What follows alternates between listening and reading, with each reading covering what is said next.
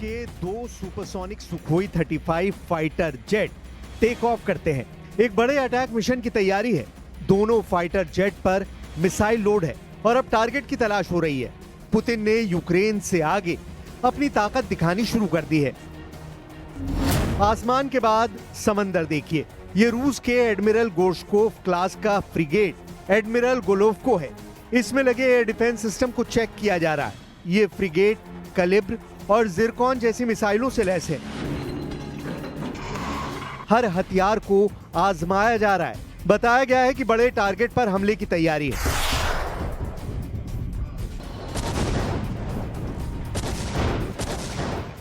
उधर जमीन पर पुतिन ने अपनी ऑनिक्स एंटी-शिप क्रूज मिसाइल को लॉन्च करने की तैयारी कर ली है। यह मिसाइल 800 किलोमीटर तक वार करती है। पुतिन ने अमेरिका और नेटो को अपना पंजा दिखा दिया है। पुतिन के पंजे की ताकत को अमेरिका और नेटो डिकोड कर रहा है। पुतिन के पंजे की पहली उंगली में है उसकी एयर पावर, दूसरी में है उसकी नौसेना, तीसरी उंगली में रूस की मिसाइल पावर है, चौथी उंगली में ईरान है जिसकी तरफ से पुतिन को ड्रोन और मिसाइल सप्लाई तेज करने का दावा किया गया है। रूस की पांचवी उंगली का मतलब है शी जिनपिंग यानी चीन। पुतिन अमेरिका को बताना चाहते हैं कि जब ये पंजा मुट्ठी में तब्दील होगा तो एटम बम बन जाएगा, यानी तब अमेरिका और नेटो का बचना मुश्किल हो जाएगा। यूक्रेन से युद्ध तेज होने और नेटो से घमासान के पूरे सिग्नल मिलने के बीच पुतिन ने अपने सबसे खतरनाक हाइपरसोनिक हथियार दिखाने शुरू कर दिए हैं।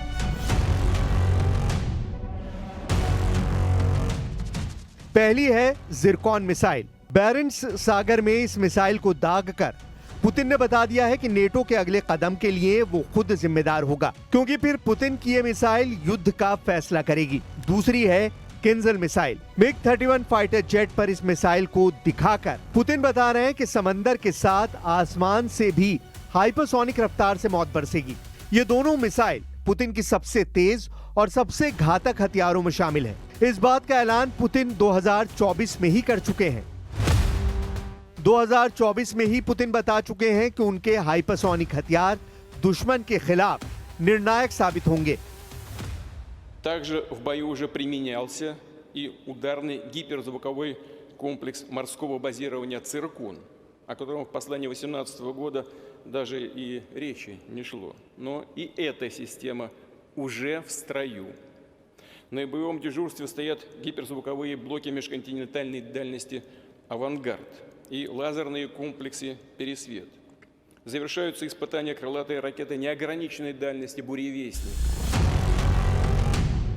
सवाल है कि पुतिन ने यूक्रेन युद्ध के बीच हाइपरसोनिक हथियारों के साथ अपना समुद्री बेड़ा दिखाना क्यों जरूरी समझा? क्यों पुतिन जंगी जहाजों से अभी मिसाइल फायर करके दिखा रहे हैं और सुपरसोनिक फाइटर जेट को भी किंजल जैसी बैलिस्टिक मिसाइल से लैस कर चुके हैं? यह रूस का मिग-31 फाइटर जेट है जो दुनिया का सबसे तेज फाइटर जेट माना जाता है। बैरेंट्स सागर के करीब ये एक रशियन एयरफोर्स बेस से उड़ान भरता है। इसकी लोकेशन सीक्रेट रखी गई है। आसमान में पहुंचने के बाद रूस इसकी लोकेशन बताता है बैरेंट्स सागर, और इस दौरान बादलों से ऊपर उड़ते हुए इस विमान की सबसे बड़ी खासियत दिखाई जाती है।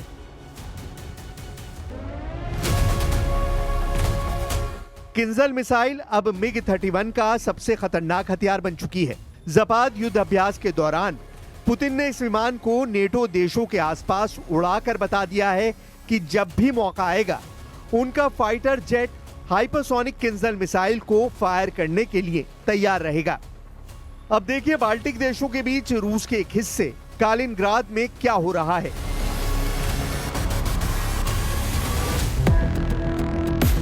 यह है पुतिन का छोटी दूरी का बहुत ही खतरनाक बैलिस्टिक मिसाइल सिस्टम इस्कंदर। इसे इस जगह छुपाकर रखा गया था। अब जपाद युद्ध अभ्यास के दौरान इसकी तैयारी आजमाई जा रही है। लॉन्चिंग ऑर्डर मिलने के बाद इस मिसाइल लॉन्चर को फौरन तैयार किया जाता है। इसके अंदर की रेंज 500 किलोमीटर है, लेकिन कालिनग्राद में तैनात किए जाने के बाद ये नेटो के 4 देशों को अपना शिकार बना सकती है। यूक्रेन के साथ साथ 4 और देशों पर अब इस्कंदर मिसाइल का खतरा मंडराने लगा है। इसमें लातविया है, लिथुआनिया है, एस्टोनिया है और सबसे बड़ा डर पोलैंड को भी है। कालिनिंग्राद में इन सभी देशों तक इस्कंदर जैसी छोटी दूरी की मिसाइल से हमला किया जा सकता है। ट्रंप की बेरुखी देखकर अब यूरोप के 3 देशों ने नेटो का नेतृत्व करने का फैसला कर लिया है। यही देश पुतिन की नजरों में सबसे ज्यादा खटक भी रहे हैं, क्योंकि इन्होंने यूक्रेन को सुरक्षा गारंटी देने का वादा किया है। इसमें ब्रिटेन है, इसमें फ्रांस है और इसमें जर्मनी है। ये तीनों देश कह रहे हैं कि हमें किसी भी इमरजेंसी के लिए तैयार रहना होगा। इनमें भी केयर स्टारमर और इमैनुअल मैक्रोन सबसे ज्यादा सक्रिय हैं, जबकि जर्मनी ने कहा है कि वो यूक्रेन में सेना नहीं भेजेगा। इटली की प्रधानमंत्री जॉर्जिया मेलोनी ने भी साफ कहा है कि वो यूक्रेन में फौज नहीं भेजेंगी। हालांकि वो यूक्रेन के बाहर ज़ेलेंस्की की फौज को ट्रेनिंग देने के लिए तैयार है। यूरोप यूक्रेन को बचाना चाहता है, लेकिन सवाल है कि क्या वो खुद पुतिन के गुस्से से बच पाएगा। जब से पोलैंड में पुतिन के ड्रोन घुसे हैं, रूस की दहशत नेटो बॉर्डर पर अंगड़ाई ले रही है। The decision by NATO to put eastern sentry, the decision of NATO to increase air defense capabilities of the eastern flank is appropriate and right response. However, what we need to learn from this situation is that and at this point, anti-drone defense systems in NATO countries still need to be developed. Normally, you don't use very expensive air defense missiles to shoot down rather cheap drones.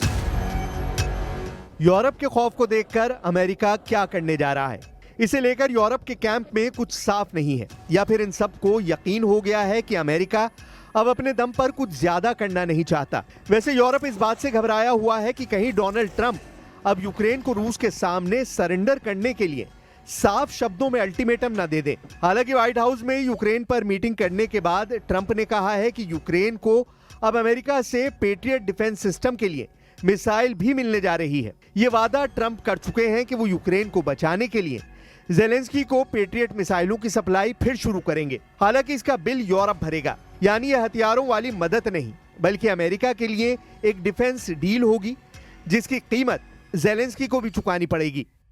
And you know, I stopped 7 wars. I thought this was going to be an easy one for me, but this has turned out to be tough. The hatred between Zelensky and Putin is unfathomable. Do you still believe that they will talk? That they will have a... I don't know. I think I'm going to have to do all the talking. They hate each other. When do you think that will take place? I don't know. Relatively soon. Has any of the NATO We're going to get it members- worked out one way or the other, but relatively soon. Has any of the NATO They hate members each other started- so much they can't breathe. So I'm going to have to get involved. Putin के तेवर को समझना है तो रूस के चीन और उत्तर कोरिया से नजदीकी को समझना पड़ेगा। जब से पुतिन शंघाई सहयोग संगठन की मीटिंग से लौटे हैं, उनका जोश काफी हाई है। चीन और उत्तर कोरिया के साथ उनके गठजोड़ ने यूक्रेन के अलावा नेटो में भी दहशत पैदा कर दी है। इसलिए अब पुतिन ने अमेरिका और नेटो को अपना पंजा दिखा दिया है। पुतिन के पंजे की ताकत को अमेरिका और नेटो डिकोड कर रहे हैं। पुतिन के पंजे की पहली उंगली में है उसकी एयर पावर, दूसरी में है उसकी नौसेना, तीसरी उंगली में रूस की मिसाइल पावर है, चौथी उंगली में ईरान है, जिसकी तरफ से पुतिन को ड्रोन और मिसाइल सप्लाई तेज करने का दावा किया गया है। रूस की पांचवी उंगली का मतलब है शी जिनपिंग यानी चीन। पुतिन अमेरिका को बताना चाहते हैं कि जब ये पंजा मुट्ठी में तब्दील होगा तो एटम बम बन जाएगा, यानी तब अमेरिका और नेटो का बचना मुश्किल हो जाएगा। पुतिन की नौसेना इस वक्त कई इलाकों में एक्टिव है। जुलाई से सितंबर तक 3 महीनों के अंदर पुतिन ने समुद्री तहलका मचा दिया है और अब बेलारूस के साथ पार्टनरशिप में पुतिन ने नेटो के सामने करो या मरो के हालात पैदा कर दिए हैं। Мы находимся на завершающей стадии проведения совместных стратегических учений «Запад-2025», который является венцом или основой подготовки войск Республики Беларусь и Российской Федерации. Если взять уровень повыше, оперативный, стратегический, ну, скажу так, что нам удалось в систему проведения данного учения спланировать вопросы применения, так скажем, оружия более мощного или могущественного поражения. जपाद युद्ध अभ्यास में अपनी नौसेना को एक्टिव करने वाले पुतिन के इरादों को लेकर व्हाइट हाउस से लेकर यूरोप की हर राजधानी में सवाल उठ रहे हैं, क्योंकि पुतिन की इस जंगी फॉर्मेशन में पनडुब्बी भी है, इसमें बॉम्बर विमान भी है जो हजारों किलोमीटर दूर जाकर परमाणु अटैक कर सकते हैं। इसमें टोही विमान भी है जो दुश्मन की नौसेना का सैकड़ों किलोमीटर दूर से पता लगा लेते हैं, और इसमें लॉन्ग रेंज मिसाइल फायर करने वाले जहाज भी हैं जो हजारों किलोमीटर दूर से तबाही मचा सकते हैं। जुलाई में पुतिन ने क्या दिखाया था, उससे पुतिन के इरादे समझे जा सकते हैं।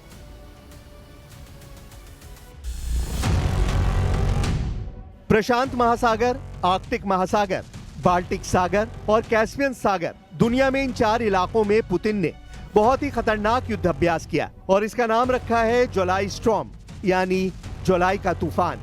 जुलाई में पुतिन ने ऐसे तूफान का इशारा दिया था और इसकी धमक दुनिया के सबसे बड़े पावर सेंटर यानी अमेरिका तक सुनाई दी। इसकी धमक ऐसी कि इसे देखकर पूरा यूरोप भी पनाह मांगे और जिसमें एक इशारे पर पुतिन का सबसे बड़ा वॉर एजेंडा लागू हो जाए। फिलहाल पुतिन के दुश्मनों की नजर उनकी नौसेना पर है, जिसने दुनिया के 4 वॉर जोन में अपनी मौजूदगी से तनाव कई गुना बढ़ा दिया है। पुतिन की जंगी फॉर्मेशन में पनडुब्बी भी है, बॉम्बर विमान भी है और ऐसी मिसाइल बोट भी है जो नेटो के हर लक्ष्य को चकनाचूर कर सकती है। लेकिन इसमें सबसे आगे हैं उनकी 2 हाइपरसोनिक मिसाइल। पहली है जिरकॉन मिसाइल। बैरेंट सागर में इस मिसाइल को दागकर पुतिन ने बता दिया है कि नेटो के अगले कदम के लिए वो खुद जिम्मेदार होगा, क्योंकि फिर पुतिन की ये मिसाइल युद्ध का फैसला करेगी। दूसरी है केंजल मिसाइल। मिग 31 फाइटर जेट पर इस मिसाइल को दिखाकर पुतिन बता रहे हैं कि समंदर के साथ आसमान से भी हाइपरसोनिक रफ्तार से मौत बरसेगी। ये दोनों मिसाइल पुतिन की सबसे तेज और सबसे घातक हथियारों में शामिल है। इस बात का ऐलान पुतिन 2024 में ही कर चुके हैं। ये दोनों मिसाइल पुतिन का ट्रम्प कार्ड कही जा रही हैं।